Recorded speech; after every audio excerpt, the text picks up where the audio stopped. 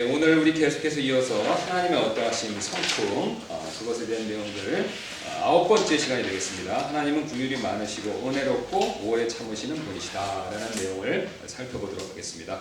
제가 이거 세 가지를 한꺼번에 이렇게 적은 이유는요, 이게 성경에 그러니까 거의 대부분 이 세 가지가 함께 이렇게 같이 나옵니다. 트리오로 이렇게 이 세 단어가 같이 이렇게 묶어서 나온다는 거죠. 그런 경우가 굉장히 많습니다. 우리가 좀 살펴보겠지만, 자, 그래서 우리가 이거를 세 가지가 내용이 길기 때문에 이렇게 시간 가는 대로 하나씩 이렇게 살펴보도록 하겠습니다. 그래서 긍휼하심, 은혜로우심, 오래 참으심 이런 순서로 살펴보겠습니다.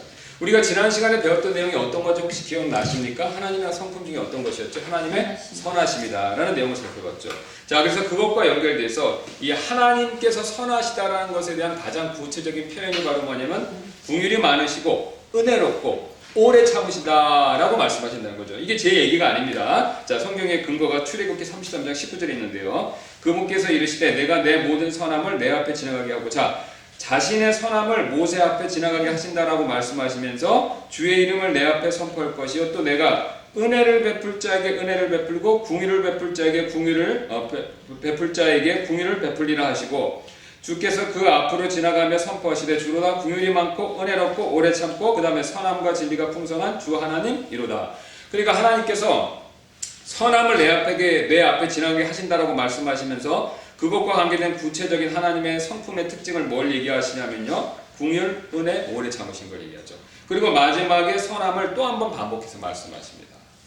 그래서 하나님께서 스스로 이렇게 선함이란 것이 구체적으로 어떤 것이냐라고 했었을 때 바로 긍휼과 은혜롭고 오래 참으심과 직접적으로 관계있다라는 것을 가르쳐 주시죠. 물론 그 외의 성품도 마찬가지입니다만 성경은 특별히 이 세 가지를 선함과 관계돼서 굉장히 밀접하게 말씀하신다는 거죠.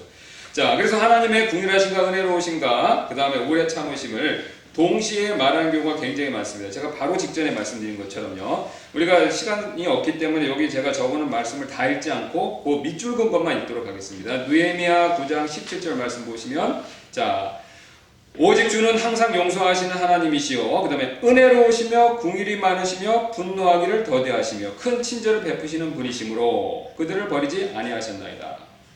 그 다음에 시편 86편 15절입니다. 자, 이거 좀 짧아서 읽도록 하겠습니다. 오 주여, 주는 동정심이 많으시며 은혜로우시며 오래 참으시며 긍휼과 진리가 풍성하신 하나님이시오니. 또 밑에 시편 103편 8절입니다. 주께서는 긍휼이 많으시고 은혜로우시며 분노하기를 더디하시며 긍휼이 풍성하시니. 시편 145편 8절입니다. 주께서는 은혜로우시며 동정심이 많으시고 분노하기를 더디하시며 긍휼이 크시도다. 자, 그 다음에 이제 밑에 우리 밑에도 보도록 하겠습니다. 그분은 은혜로우시며 긍휼이 많으시며 분노하기를 더디하시며, 그 밑에 또 요나도 되겠죠. 그 다음에 또 은혜로우시며 긍휼이 많으시고 분노하시기를 더디하시며. 자, 계속해서 뭘 얘기하고 계십니까? 은혜로우시고 그 다음에요, 그러니까 긍휼이 많으시고 은혜롭고 오래 참으시다. 이걸 계속해서 반복해서 말씀하시죠. 좀 여담이 되겠지만요, 요나서 4장 2절 말씀이 또 굉장히 우리한테 중요한 내용을 가르쳐 주시는데요. 이게 이제 요나가 하나님 앞에서 자기가 왜 니느웨로 안 가고 그 하나님 앞에서 반대편 욥발을 통해서 그 당시 스페인으로 알려진 지역으로 도망친 이유를 얘기하는데요. 주께 기도하며 이르되 오 주여 간구하오니 내가 아직 내 나라에 있을 때 내 말이 이러하지 아니하였나이까. 그러므로 내가 먼저 다시스로 도망하였사오니 이는 주께서 은혜로우시며 긍휼이 많으시고 분노하기를 더디하시며 큰 친절을 베푸사 재앙에서 뜻을 돌이키시는 하나님이신 줄을 내가 알았기 때문이니다. 지금 요나가 왜 다시스로 갔는지, 왜 다시스로 도망갔는지 설명하는 거죠. 자, 자기가 자기 고향 이스라엘에 있었을 때 하나님이 니느웨에 가서 회개의 말씀을 선포하라고 얘기했다는 겁니다. 근데 왜 선포를 안 했냐면요, 자신이 가서 선포하면 그들이 회개했었을 때 하나님이 용서해 주시라는 겁니다. 요나 그걸 알았다는 거예요. 그리고 뭐라고 말합니까? 그럼 밑줄 건 보세요. 이는 주께서 은혜로우시며 긍휼이 많으시고 분노하기를 더디하시며 큰 친절을 베푸사 재앙에서 뜻을 돌이키시는 하나님인 줄을 내가 알았다. 그러니까 요나가 알아차린 겁니다. 첫째, 그는요, 하나님이 어떤 분인지 정확히 알았습니다. 하나님은요, 긍휼이 많으시고 은혜로우시고 오래 참으시는 분이다. 이걸 알았다는 겁니다. 그래서 명령대로 가서 복음, 그 회개의 말씀을 선포하면요, 느헤미야 사람들이 혹시 혹시 회개하면요 하나님의 재앙을 내리신다 안 내리신답니까? 안 내리신다는 거예요. 그 안 내리시는 게 못마땅했습니다. 왜 그렇죠? 아시리아 사람들, 느니에 사람들이 이스라엘 사람들 얼마나 많이 괴롭혔습니까? 그것도 지금 이 고고학적으로 그 부조라든가 이 문서 같은 게 발견됐는데요. 이 아시리아 사람들은 포로를 대할 때 굉장히 잔인했습니다. 코에다가 고리를 걸고요. 그 포로로 잡힌 귀족들을 개처럼 끌고 갑니다. 손발을 쉽게 자르고요. 그 다음에 꼬챙이에 포로들을 이렇게 꿰입니다. 산적 꽂듯이. 그걸 어떻게 하냐면요. 이렇게 부조에 그 아시리아 왕조의 무덤이 발견돼 부조에 그 그림들이 나옵니다. 그 다음에 혀에다가도 고리를 껴갖고 사람을 끌고 갑니다. 그 다음에 뭐 눈 뽑고 이런 거는 뭐 그냥 쉬운 일이고요. 그러니까 그렇게 굉장히 잔인했던 사람들입니다. 그러니까 그 사람들이 이스라엘을 굉장히 괴롭혔거든요. 그러니까 그런 상황에서 요나가 애국자이지 않습니까? 예, 민족의 대원자이기 때문에. 그 사람들은 하나님의 선택된 백성인 이스라엘 사람들에게 그렇게 잔인하게 굴었기 때문에 하나님의 궁유를 받을 사람이 아니라 뭐냐면 오히려 징계를 받아야 될 사람들이라는 거예요. 재앙을 받고 멸망받아야 될 사람들이라는 겁니다.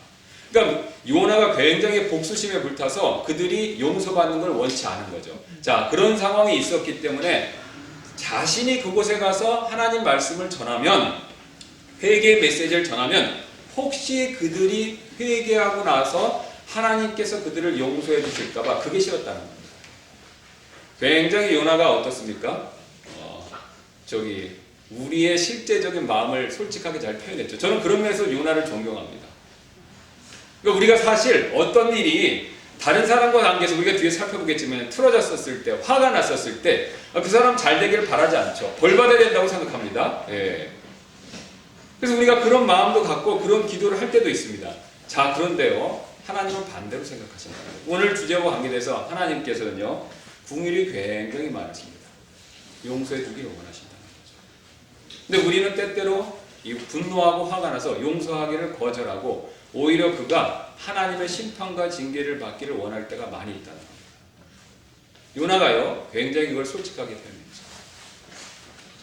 근데 요나 같은 대단한 대언자도 그가 구약에 있어서 진짜로 이방인을 상대로 해서 회개의 메시지를 전해서 사람들이 엄청나게 많은 사람들이 회개해서 지금으로 치면요 정말 능력 있는 부흥사입니다. 지금 요즘에 말하는 부흥사 말고요 성경적인 부흥사죠. 이방인들 그렇게 많이 회개되는 역사가 없었습니다. 하나님께 크게 쓰임을 받았는데요 그 사람조차도 어떻게 했냐면 마음에 용서하고자 하는 마음이 없었다는 겁니다. 시사하는 바가 크죠. 아무리 큰 능력, 아무리 성경 지식 많이 알고 있었어도 이 다른 사람을 용서하고 궁휼히 대하는 것은 별개가 될 수도 있다는 것이죠. 그런 면에서 요나가 그걸 솔직히 고백했고 그게 우리에게 참 좋은 적용이 된다라고 저는 생각이 되는데요. 자, 그래서 이제 궁휼하시면 다시 한번 가겠습니다. 그러면 이제 오늘 말씀처럼 하나님은 궁휼이 풍성하신 분이신데 여기 이제 두 구절이 있죠. 궁휼이 하나님께서 풍성하시다, 영원하시다, 그 다음에 궁휼의 아버지시며 모든 위로의 하나님이시다 이렇게 말씀하시는데요. 그렇다면 이제 뒤로 넘기셔서 여기 보시면요. 궁휼이 도대체 뭔가 성경에서 말하는 궁휼이라는 뜻이 무엇인가 라는 것을 우리가 한번 살펴볼 필요가 있는데요. 제가 여기서 이제 성경을 이해하는 방법을 한 가지 이렇게 좀 설명을 드리도록 하겠습니다. 그것을 전해드릴 텐데요. 이게 성경에서는요. 어떤 것은 뭐다라고 직접적으로 정의하는 내용이 있습니다. 믿음은요. 믿음은 바라는 것들의 실체 보이지 않는 것을 증거. 이렇게 성경에서 딱 떨어지게 정의를 내려주는 그런 가르침들이 있죠. 그래서 뭐는 뭐다라고 직접적으로 가르쳐주는 것도 있지만요. 사실 성경에서 말하는 상당 부분의 단어와 어떤 신학적인 뜻과 주제들이요. 직접적으로 그렇게 정의를 내리지 않는 것이 굉장히 많습니다. 자, 그럼 그걸 어떻게 그 뜻을 우리가 알 수 있느냐라고 했었을 때 하나님께서 내가 관심을 갖고 연구하는 그 주제, 그 단어가 나오면요. 그것이 나와 있는 성경 구절을 쭉 보시고 거기에서 말하는 공통점을 찾으면 그게 답입니다. 왜냐면요. 하나님은 일관적인 생각을 가지고 말씀하시는 거죠. 우리가 기본적으로 사람이 상식이 있는 사람이라면요. 내가 어떤 주제나 어떤 단어에 대해서 한 가지 생각을 가지고 그것에 대해서 일관적으로 표현합니다. 내가 그게 뭐다라고 직접적으로 정의를 내리지 않더라도 그 생각은 이미 머릿속에 있는 거죠. 그래서 그걸 가지고 계속해서 여러 가지 표현법을 쓰면서 달리 표현하면서 그 생각을 전하죠. 하나님도 같은 방법을 쓰십니다. 어떤 때는 A라고 그러셨다가 어떤 때 B로 그랬다가 어떤 때 C로 그러면요. 이해할 수가 없습니다. 근데 하나님은 원래 한 가지 생각을 가지시고 이해를 돕기 위해서 다른 방법들을 표현하실 때가 있다는 거죠. 야, 그래서 우리가 그걸 종합해서 놓고 보면요. 아, 하나님의 어떤 단어이든 하나님 말씀하신 어떤 주제는 바로 이런 것이다 라는 것을 우리가 성경에 관련된 구절을 놓고 종합적으로 보면 알 수 있습니다. 그래서 그걸 한번 오늘 해보도록 할 텐데요. 우리 창세기 19장 19절 보시면 롯이 여기서 하나님의 궁휼하심에 대한 표현을 씁니다. 자, 보시면요. 19장 19절입니다. 주께서 주의 궁휼을 내게 넘치게 하사 내 생명을 구원하심으로 궁휼을 베푸셨나이다. 자신의 생명을 구원하신 것이 궁휼을 베푸신 것이다 라고 말씀하고 있죠. 어떤 내용인지 아시죠? 소돔과 고모라에서 탈출하도록 도와주신 거죠. 안 가려고 그랬는데 천사를 보내셔서 억지로 손을 잡아서 끌고 나왔습니다. 그게 바로 하나님의 궁휼하심이다. 궁휼을 베푸셨다라고 표현하죠. 그 다음에 창세기 24장 27절입니다. 이 아브라함의 종인데요. 자, 이삭의 아내를 구하기 위해서 갔던 그 종이죠. 그분께서 나의 주인에게 자신의 궁휼과 자신의 진리가 끊어지지 않게 하셨으며 내가 길에 있을 때 주께서 나를 인도하사. 자, 아브라함한테 궁휼을 베푸셨고 그 하나님이 이제 내가 이삭의 아내를 찾으러 가는데 그때 궁휼을 베푸셔서 이끄셨다라고 얘기하죠. 자, 이삭의 종 역시 굉장히 큰 곤란 가운데 있지 않았었습니까? 찾아오라는 겁니다. 하라는가 찾아오라는 거죠. 근데 그 내용이 뭐냐면요. 서울 가서 김서방 찾기죠. 어떤 구체적인 정보가 없습니다. 그래서 아브라함한테 물어보니까 가면 하나님 인도하실 거라고 그렇게만 얘기를 들었습니다. 그래서 이 사람은 무작정 갔습니다. 기도하면서요. 그런데 기적같이 어떻습니까? 우물가에서 리브가죠. 리브가를 싹 만났습니다. 그가 기도를 마치기도 전에 어떻습니까? 그 내용 아시죠? 기도를 마치기도 전에 리브가가 나타나면서 딱 만나죠. 자기한테 물 주는 사람이 되지 않습니까? 낙타한테 물 먹이면서. 자기가 굉장히 어려운 상황인데 하나님께서 그때 궁휼을 베풀어 주신 거죠. 자, 그 다음 창세기 32장 10절에도 야곱의 경우도 마찬가지입니다. 여기 보세요. 나는 주께서 주의 종에게 보여주신 모든 궁휼. 자, 자기에게 궁휼을 베풀어 주셨다고 그러는데 그 내용이 뭐냐면 뒤에 밑줄만 보겠습니다. 내가 내 지팡이만 가지고 이 요르단을 건넜으나 우리 아시죠? 야곱이 자기의 집안을 떠나서 하란에 있는 외삼촌 라반한테 갈 때요. 아무것도 없었습니다. 지팡이 하나 들고 빈털터리로 갔죠. 근데 돌아올 때 어떻습니까? 큰 부유함을 얻어갔죠. 근데 거기서 굉장히 라반하고 수싸움을 하면서 라반도 보통 사람이 아니었죠. 야곱도 보통 사람이 아닌데 수싸움을 하면서 그가 어려움을 굉장히 많이 겪었습니다. 자, 그런 상황 가운데서 하나님께서 도와주셨다는 거죠. 그 다음에 요셉도 이런 얘기합니다. 그러나 주께서 요셉과 함께 계시고 그에게 궁휼을 보이사 감옥의 간수의 눈앞에서 그에게 호의를 베푸시며 요셉도 어려운 상황이 있었는데 하나님이 그 감옥에서 그를 도와주셨다는 겁니다. 자, 그 다음에 사무엘기하도 마찬가지죠. 다윗이 가데에게 이르되 내가 큰 공격에 빠졌도다. 주의 궁휼은 크니. 좀 더 집중적으로 말씀하시죠. 그 다음에 빌립보서 2장 27절입니다. 참으로 그가 병들어 죽게 되었으나 하나님께서 그에게 궁휼을 베푸셨고. 자, 그래서 우리가 이 말씀들을 쭉 놓고 봤었을 때 그러면 하나님께서 궁휼이 많으시다라고 하고 궁휼을 베푸신다라고 하는 뜻이 뭐냐면요. 특별히 우리가 고통과 어려움 가운데 있었을 때 하나님께서 베푸시는 선함을 얘기합니다. 그러니까 성경은요. 하나님 궁휼이 풍성하시고 우리에게 궁휼을 베푸신다라고 했었을 때 우리가 굉장히 큰 어려움이 있죠. 곤란, 삶의 여러 가지 악재들을 만났었을 때 그때 그 어려움으로부터 우리를 도와주시는 하나님의 선함을 얘기합니다. 그럴 때 궁휼이 풍성하시다라고 말씀하시죠. 바로 사람을 불쌍히 여기시고 어려운 가운데 있는요. 돌봐주시는 하나님의 선하심 얘기합니다. 근데 놀라운 것은 이제 하나님께서 이 자신의 궁휼을요. 모든 창조물에게 베푸시는 겁니다. 모든 창조물에게. 시편입니다. 145편 9절. 주께서는 모든 것에게 선하시니 그분의 친절한 궁휼은 그분께서 지으신 모든 것 위에 있도다. 자, 우리가 야생에 가면요. 동물들이 굉장히 많습니다. 이 들에가도에 꽃이 있습니다. 나무들도 있죠. 이게 사람이 그 관리하려면요. 굉장히 시간과 돈이 많이 필요하죠. 그런데 그게 우리가 신경 안 써도 어떻습니까? 다 꽃도 잘 피고요. 열매도 잘 맺고 동물들도 사람의 건들기 전까지는 잘 먹고 잘 삽니다. 여러분 왜 그렇습니까? 하나님께서요. 먹이시고 입히시는 거죠. 왜 그러시냐면요. 궁휼이 풍성하시기 때문입니다. 자신이 만드신 창조물이기 때문에 책임져 주시고요. 그 창조물이 어려운 가운데 있었을 때 그것을 외면하지 않고 도와주신다는 거죠. 시편에 까마귀 새끼가 먹을 것이 없어 울부짖었을 때 그 다음에 내용이 뭡니까? 하나님께서 그걸 아시고 공급해 주신다는 내용이 나옵니다. 또 예수님의 유명한 말씀 있죠. 염려와 관계돼서 들에 있는 꽃, 들풀, 백합화 누가 먹이십니까? 하나님께서 먹이시고 입히시죠. 까마귀들도 참새들도요. 하나님은요 자신이 만드신 모든 선한 창조물에 하나님 만드신 모든 창조물에 선을 베푸시죠. 그게 긍휼이 풍성하시다.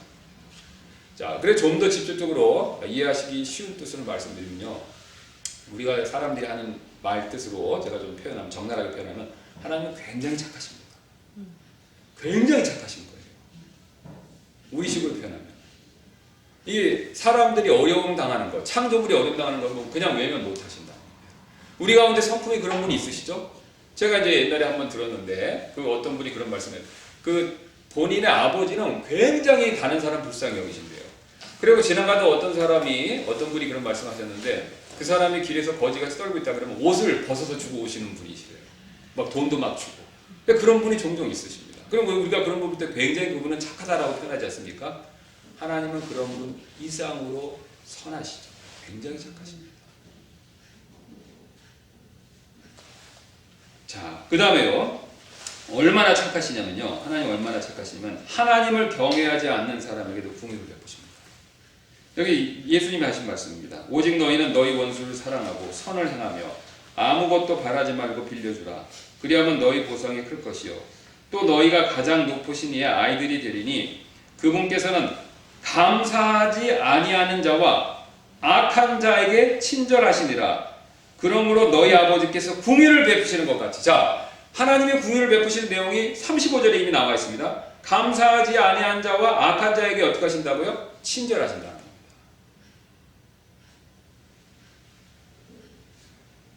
여러분, 우리가 이 세상에 악한데도요 멸망하지 않는 이유는요 단 한 가지밖에 없습니다. 하나님이요 긍휼이 풍성하시기 때문이었습니다. 그래서 하나님의 악한 자에게도 친절하시는 거죠. 그래서 지금 북한에 있는 김정은이 저렇게 나쁜 짓을 하면서도 저렇게 그런 자리에 있을 수 있고 아직 죽지 않은 이유가 뭐냐면요, 그가 잘나서가 아닙니다. 하나님이 긍휼이 너무 크셔서 그래요. 자, 그러면 이게 도전이 되죠. 나 같으면 저런 나쁜 악당을 단번에 손을 봐줄 텐데, 나 같으면 절대로 용서 안 할 텐데, 하나님은 오히려 심판의 하나님이시라고 하시면서 공의 하나님이시라고 하시면서 그것을 눈 감지 않으시는 분이신데 왜 내버려두냐 이거죠. 우리 같으면 그렇게 생각할 수가 있죠. 여러분 그러실 수도 있지 않습니까? 제가 그 북한의 김정은이 하는 걸 봤을 때 가끔 화가 날 때가 있습니다. 특별히 기독교인들의 가하는 박해를 봤었을 때. 북한에는요. 그런데도요, 하나님께서는요, 내버려 두십니다. 물론 뜻과 계획이 없어서가 아니죠. 왜냐하면 그분의 성품상 굉장히 긍휼이 많으셔서 그렇습니다. 그에게도 기회를 주시는 거죠. 회개하고 돌이킬 기회를 주시는 거죠. 여러분, 이게 우리가 믿는 하나님이 다른 종교에서 말하는 신하고 결정적인 차이점 가운데 한 가지입니다. 우리가 이게 하나님의 성품에 대해서 연구하면요, 성경을 따라 연구하면 어느 선에서 못 나가는 부분이 있습니다. 이런 부분이 하나죠. 나 같으면 못할 건데 하나님은 하신다는 거예요. 우리가 여기에 굉장히 도전이 되지 않습니까? 자, 그때 우리가 하나님에 대해서 깊이 한번 묵상하실 필요가 있어요. 그러니까 내가 이해를 못한다고 하나님이 틀렸다거나 하나님이 잘못되거나 무신론자 같이 그런 하나님은 없어라고 얘기할 것이 아니라요, 그분은 우리의 상상과 우리가 할 수 있는 것 이상을 뛰어넘는 분이구나 라고 생각해야 된다는 거죠. 그래서 그걸 받아들이시면요, 하나님은 굉장히 다른구나. 영어로 치면 no one like him입니다. 아무도 하나님 같으신 분이 없어요. 아무도 하나님 같으신 분이 없습니다. 그 중에 하나가 뭐냐면 하나님이 긍휼이 많으시죠. 굉장히 착하신 겁니다. 너무너무 착하세요. 어느 정도요? 바보같이. 왜 바보 같습니까? 자신에게 대적하는 사람에게도 친절을 베푸신다는 거죠. 세상이 감당할 수 없고 세상이 인정할 수 없는 성품과 자세죠. 그래서 사탄은요, 여기를 흉내를 못 냅니다. 그리고 어느 종교가 이런 걸 가르칩니까? 이슬람이 가르칩니까? 불교가 가르칩니까? 힌두의 신들이 이런 걸 가르칩니까? 이런 것을 가르치는 신이 없습니다. 왜냐하면요, 사탄은 이런 걸 흉내낼 수 없기 때문에 그렇다는 거죠. 하나님만 그걸 말씀하십니다. 자, 그래서 하나님은 이처럼 모든 자들에게 긍휼을 베푸시는데 우리가 생각할 때 바보처럼요. 자, 그러나 게다가 다음과 같은 경우는 더 큰 긍휼을 베푸십니다. 자, 우리가 이제 하나님의 긍휼을 많이 입으실 필요가 있죠. 인생 참 내 마음대로 안 됩니다. 그러시죠? 예, 인생 참 내 마음대로 안 돼요. 제가 주일이 아니라 지난 화요일날 그 우리 최영지 장로님한테 이제 임센트 선교사님도 한번 가보고 싶다고 그러셔서 같이 가서 모시고 왔습니다. 그래서 거기서 이제 좀 기다리고 있는 동안 임센트 선교사님이 이런 말씀을 해주셨어요. 그러니까 우리가 이제 아무 미래를 모른다 이제 그런 얘기를 했는데 그러면서 한 예화를 얘기해 주셨는데 자기 고향에 어떤 나이 한 8, 90대는 분이 있으시대요. 그분 굉장히 건강하시다는 거예요. 굉장히 건강하시대요. 근데 그분이 굉장히 건강하신데 담배 많이 피고 술, 위스키만 먹는데도 건강하다는 거예요. 그래서 한번 복음을 전하려고 어떻게 이렇게 건강하실 수 있는 비결이 있냐 그랬더니 그분이 담배 많이 피고 술 많이 마시면 건강해지는 거라고 했다는 거예요. 그래서 그 얘기를 하면서 고개를 이렇게 넌더리해지는데 그러면서 반대로 자기가 아는 어떤 분은 다이어트도 하고 막 건강이 굉장히 많이 쓰는데 50살도 안 돼서 갑자기 그렇다는 거예요. 모릅니다. 네. 아무도 미래를 모른다는 거죠. 건강뿐만이 아니라요. 우리가 하는 일, 다른 사람과의 관계, 심지어는 부부관계 모릅니다. 장담 못한다는 거죠. 분명히 어려움을 겪을 날이 올 수도 있다는 거죠. 자, 그런데 오늘 기쁜 소식은요. 그런 어려운 가운데 있었을 때 우리가 그것으로 인해 고통을 받을 때 하나님이 절대 외면 안 하신다는 거죠. 하나님 우리를 구출해주고 구조해주기를 원하신다는 겁니다. 왜냐면요. 우리의 어떤 조건을 봐서가 아니라 하나님 그분 자신이 속된 말 하면 굉장히 착하기 때문에 그걸 눈뜨고 못 보신다는 겁니다. 그래서 우리가 겪었었던 어려움들을 한번 되돌아보세요. 어려움 볼 때 두 가지 관점이 있습니다. 이런 어려움이 없었으면 좋겠네 라고 생각하실 수도 있지만요. 이런 어려움이 있지만 그래도 그걸 어느 정도 벗어날 수 있고 이만했으니까 됐다라고 생각하는 분이 계세요. 근데 하나님은요. 우리가 겪는 어려움 가운데서 우리가 모르지만 우리가 다 이해하지 못하지만 그 어려움으로부터 구출해 주신 때가 굉장히 많다는 거죠. 믿음이 있으면요 그거를 압니다.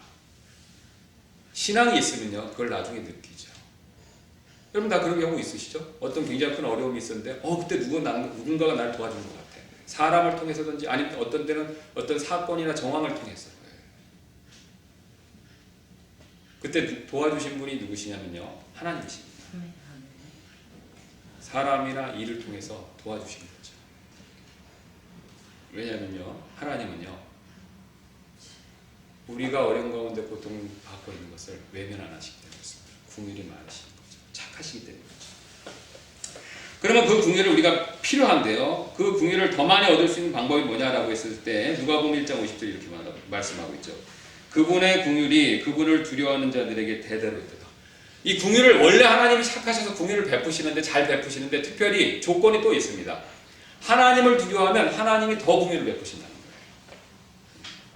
우리가 어떤 사람을 잘 도와주는데 그 사람이 어떻게 하면 더 많이 도와줄 때도 있죠. 어떤 행동을 하면요. 여러분 그렇죠? 예, 그런 조건이 있습니다. 하나님도 마찬가지라는 거죠. 성경은 그렇게 이렇게 말씀합니다. 그냥 하나님 두려워하면 더 하나님이 우리에게 긍휼을 베푸신다는 거죠. 자, 그러면 하나님을 두려워한다는 게 뭐냐라고 했었을 때 하나님은 마귀처럼 무서워야 되냐 그런 뜻이 아니죠. 하나님을 두려워해야 된다는 뜻은요. 주 너희 하나님은 신들의 신이시요 주들의 주시며 위대하시며 능하시며 두려우신 하나님이시니라. 그분이 왜 그분께 두려움을 가져야 되냐면요. 그분이 위대하시고 권능이 크시기 때문에 그렇습니다. 상상을 초월하죠. 그래서 우리가 하나님에 대해서 두려움을 가져야 되는데 자 여기 이제 이렇게 말씀하십니다.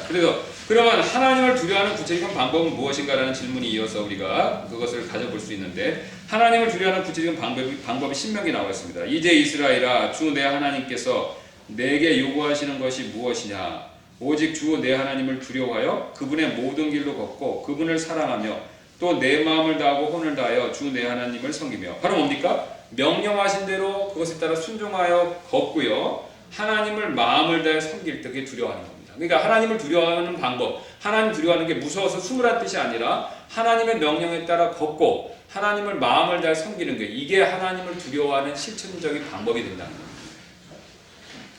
실제 그렇죠? 하나님 두려워하는 마음이 있으면 순종하죠? 부모님 어려워하는 마음이 있으면 순종하지 않습니까? 하나님 두려워하는 마음이 있으면 하나님 요구하시는 방법에 따라 순종해야 된다는 겁니다. 그리고 온 마음을 다해야 된다는 거죠. 입술로만이 아니라 온 마음을 다해야 된다는 겁니다. 반면 하나님을 두려워하지 않으면 징계가 따른다라고 말씀하시죠.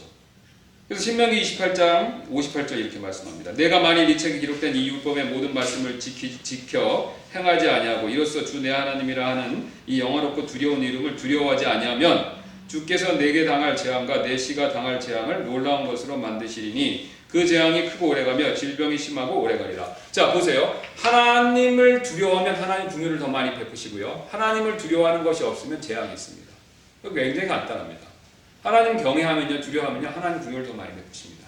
하나님 무시하고요, 하나님 두려워하는 마음이 없으면요, 하나님은 무슨 하나님이야? 내 주먹을 믿어야지. 하나님은 무슨 하나님이야? 내 돈을 믿어야지. 하나님은 무슨 하나님이야? 내가 가진 사회적 지위를 믿어야지. 이렇게 생각하시면요, 하나님 두려워하시는 게 아닙니다. 그럴 때 어려움이 올 수 있다라고 경고하고 있습니다. 그 다음에 두 번째 방법이 있습니다. 하나님의 크신 긍휼을 더 얻을 수 있는 방법은요, 긍휼을 베푸는 자에게 주께서 친히 주의 긍휼을 보이시고 올바른 자에게는 주께서 친히 주의 올바름을 보이시며 사무엘기하에서 이렇게 말씀하죠. 그러니까 다른 사람들한테 긍휼을 베푸면요, 하나님이 그걸 보고 긍휼을 우리에게 더 베풀어 주신다는 겁니다. 다른 사람들에게 긍휼을 많이 베풉니다. 즉 어려움과 공격에 빠진 사람들 우리가 도와줄 때요, 하나님처럼 하나님께로부터 더 큰 긍휼을 누릴 수 있다는 것이죠. 자, 그 다음에 이제 세 번째로요, 하나님의 더 크신 긍휼을 얻을 수 있는 이 세 번째 방법은 뭐냐면 하나님께 간청하는 겁니다. 그 느헤미야 9장 27절 밑줄만 보겠습니다. 그들이 고난을 당하여 주께 부르짖을 때 주께서 하늘에서부터 그들의 말을 들으시고 주의 많은 긍휼에 따라 구원자들을 그들에게 주사. 그다음 마태복음 9장 27절입니다. 눈먼 두 사람이 그분을 따르며 소리질러 이르되 다윗의 자손이여 우리에게 긍휼을 베푸소서. 히브리서입니다. 그러므로 우리가 긍휼을 얻고 필요한 때 도우시는 은혜를 얻기 위해 은혜의 왕자로 담대히 갈 것이니라. 이걸 정리해서 말씀드리면요, 자 우리가 구원받으면요, 저를 보시면요, 하나님 어디 계십니까? 우리 마음에도 계시고요, 하늘에도 계시죠. 자 근데 우리가 하늘에 우리 마음 안에 계시는 하나님은 성령님을 통해 느끼신다. 여러분 느끼시죠? 제가 저 신비주의를 얘기하는 게 아닙니다. 성령님을 통해서 하나님이 역사하신 거 느끼실 때 있죠. 자, 근데 하늘에 계신 하나님이 계신데 그 하나님은 우리가 천국에 가기 전까지는 못 봅니다. 보신 분 있으세요? 없죠? 네. 스테반 같은 경우는 봤지. 그것도 죽기 직전에 하나님을 직접 본 적이 없습니다. 요한만 또 특별히 밤모섬에 있다가 영적으로 봤죠. 우리가 하나님을 직접 볼 수가 없습니다. 자, 근데 반면 하나님은 우리를 보실 수 있습니다. 그렇죠? 하나님 여기 계신데 우리는 못 보고 하나님 보시죠. 그러니까 사실 하나님은요, 시간과 공간의 제약을 안 받으시기 때문에 하나님은 우리 앞에 계신 것과 마찬가지입니다. 그러니까 우리는 볼 수 없지만 하나님은 우리 앞에 있는 겁니다. 그러니까 우리가 그 하나님께 어려움을 당할 때 앞으로 나아가야 된다는 겁니다. 그 나아가서 강구하는 자리가 뭐냐면요, 은혜의 왕자입니다. 하나님의 은혜를 베풀어 주시는 왕자라는 겁니다. 근데 나아가서 기도하는데 여기 굉장히 중요한, 하나님께서 가르쳐 주시는 중요한 요소가 있습니다. 중요한 점이 있는데요, 간청을 해야 됩니다. 그냥 기도 정도가 아니라요, 간청을 해야 된다는 거죠. 여기서 나오는 그 느헤미야라 마태복음의 특징은요, 부탁을 하되 굉장히 간절히 얘기하는 겁니다. 굉장히 간절히 얘기하는 거죠. 여러분 돈이 없어서 다른 친구나 가족분들한테 꾸러 가보신 적 있으세요? 네, 다들 재정적으로 어려움이 없으셔 그런 경험이 없으신가 본데. 네. 자, 만약 그런 경우가 있었고 누가 그런 경우를 아셨다고 하면요, 그때 굉장히 절박하시죠? 굉장히 사정합니다. 굉장히 부탁하죠. 그런 마음과 자세로 하나님께 부탁을 해야 된다. 우리가 하는 기도가 특별히 어려운 가운데 있으면서 기도 응답을 잘 받지 못하는 이유 중에 하나가 뭐냐면요, 간절함과 간구함과 하나님 앞에 내달리는 바가 약하기 때문에 그렇습니다. 주시려면 주시고 말라면 마십시오. 아버지의 뜻대로 하십시오. 이렇게 이 순간에서 기도하면 안 된다는 겁니다. 어려운 가운데 있었을 때는요, 간청을 해야 된다는 겁니다. 정말로 간절히 간구해야 된다는 거예요. 여러분 희숙이 한번 보세요. 병에 걸렸을 때 어떻게 했습니까? 그가 정말 하나님 앞에 간청했죠. 저는 그 구절을 볼 때마다 그 마음에 와닿습니다. 제가 주님 앞에 길었던 길을 기억하시고 저에게 한 번 더 기회를 달라고 간청했죠. 눈물을 흘리면서. 그래서 하나님께 정말 간절하게 부르짖으면요, 아까 말씀드린 것처럼 하나님은 착하시기 때문에, 우리 식으로 굉장히 마음이 착하시기 때문에 그거를 못 본 척 하실 수 없다는 겁니다. 그래서 간청과 강구가 필요합니다. 자, 그래서 여기 계속 나오는 구절들이 다 마찬가지죠. 거기 보시면 시편 86편 3절입니다. 오 주여, 내가 날마다 주께 부르짖었사오니 내게 공의를 베푸소서. 오 주여, 내게 공의를 베푸소서. 나를 사망의 문들에서 들어올리시는 이여, 나를 미워하는 자들로부터 내가 받는 고난을 깊이 생각하소서. 계속해서 간청하는 내용이지 않습니까? 시편입니다. 오 하나님이여, 내 혼이 주를 신뢰하오니 내게 공의를 베푸시고 내게 공의를 베푸소서. 참으로 이 재난들이 지나갈 때까지 내가 주의 날개 그늘이 내 피난처를 두리이다. 내가 지극히 높으신 하나님께 부르짖으리니 나를 위하여 모든 것을 이루시는 하나님께 부르짖으리로다. 그럼 벌써 이게 간절한 배어 나오지 않습니까? 그냥 우리가 읽었을 때도요. 우리가 이런 마음으로 하나님께 나아가서 요청을 해야 된다는 겁니다. 자, 그래서 우리가 하나님은 이처럼 이제 궁율이 많으신 분이시다라는 것을 살펴봤는데요. 여기서 이제 우리에게도 적용할 수 있는 한 가지 중요한 내용이 있죠. 우리 역시 어떻습니까? 다른 사람에게 궁율을 많이 베풀어야 됩니다. 왜냐하면 하나님이 착하시고 궁율이 많으시기 때문에, 우리도 그 자녀이기 때문에 그 하나님을 닮아간다면요, 우리도 착해져야 된다는 거예요. 특별히 오늘 본문 강의에 대해서 궁율을 많이 베풀어야 된다는 거죠. 불쌍한 사람 외면하면 안 됩니다. 그리스도입니다. 물론 가장 먼저 믿는 자들에게 먼저 궁율을 베풀고요, 그 다음 믿지 않는 자들에게도 궁율을 베풀 필요가 있습니다.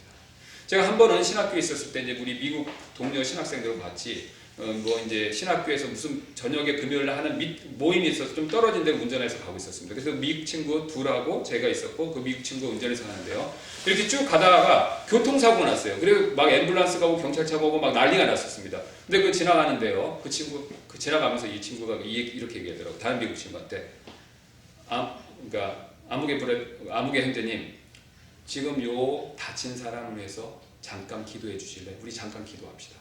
자기는 운전하니까 기도 못하니까 그 형제한테 기도를 요청하더라고요. 그래서 저는 약간 깜짝 놀랐습니다.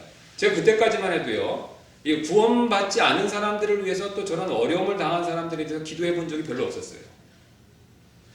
근데 너무 자연스럽게 기도를 요청하는 거예요. 그 너무 자연스럽게 같이 기도하는 겁니다. 그 사람의 어려움부터 구출받을 수 있다. 근데 지금 와서 생각해 보니까 그게 맞더라고요. 왜냐면 성경에서는요, 믿는 자들에게만 궁율을 베푸는 게 아니라 믿지 않는 자들에게 궁율을 베풀어야 됩니다. 왜 그렇죠? 하나님은요, 악한 자들에게도 친절과 궁율을 베푸십니다. 그러니까 우리가 믿는 자들에게는 더 잘해야 되고, 또 믿지 않는 자들에게도 역시 마찬가지로 잘해야 된다는 겁니다. 왜요? 하나님도 그렇게 하시니까. 하나님 자녀니까. 그러니까 그런 면에 있어서 미국 사람들은 굉장히 그런 게 훈련이 잘 됐구나라는 생각이 들었습니다. 그래서 미국이란 나라가 그런 기독교를 배경으로 했기 때문에, 그래서 미국 사람들이, 미국 정부가 그 영향을 받아서, 어려운 나라를 밀가루 잘 주고 먹을 거 잘 주는 나라가 어느 나라입니까? 미국이에요. 미국 같은 나라가 없습니다, 사실. 물론 이제 다른 입장에 있는 사람들은 그걸 뭐 자기들이 경제적으로 정치적으로 이용하려고 해서 그렇다라고 그렇게 생각할 수도 있지만, 뭐 그런 면도 없잖아 있겠죠. 그러나 그 사람들이 도와주는 내용을 보면요, 찬찬히 그 내면을 보면요, 단순합니다. 그냥 불쌍해서 주는 게 많아요. 미국은 다른 사람들 기부하는 문화가 굉장히 발달했지 않습니까? 다른 거 이유 없어요. 그냥 불쌍하면 도와주는 겁니다. 왜 그러냐? 기독교 영향을 받아서 그래요. 우리가 다른 사람을, 어려운 사람 볼 때 인색하지 않는 게 하나님이 요구하시는 거예요. 믿는 자들은 자고 믿지 않는 자는 이방인이니까 도와줄 필요 없어 라고 하는 것은 너무 매정한 거죠. 자, 그래서 우리가 오늘 하나님의 궁율에 대해서 살펴봤는데, 다음 시간에 이제 은혜로우심에 대해서 살피는 시간 갖도록 하겠습니다. 우리 잠깐 기도하고 마치도록 하겠습니다.